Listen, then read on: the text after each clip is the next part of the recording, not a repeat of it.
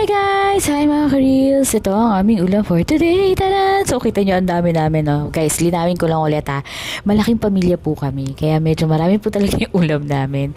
So ito basically yung ulam namin. First, meron kami nakuhang libreng hipon. May nagbigay sa amin ng hipon. Yan. Thanks sa tito ko. Binigyan niya kami ng hipon.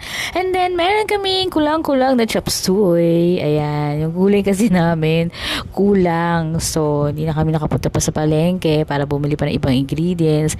And then, meron kaming paksiw na bangus for my mom and dad. Kasi, kung napapansin nyo, laging ganyan yung ulam nila. Kasi yan lang yung allowed ng doctor sa kanila. And then, para doon sa mga hindi kumakain ng fish at ng seafood, meron kaming hamonado. So, yun guys, ito ang aming ulam for today. Kung meron kayong suggestion, comment nyo lang below. Follow me. Guys, pwede ako makatanggap ng star. So, sana na-appreciate nyo yung handa namin, yung ulam namin. Sana natuwa kayo.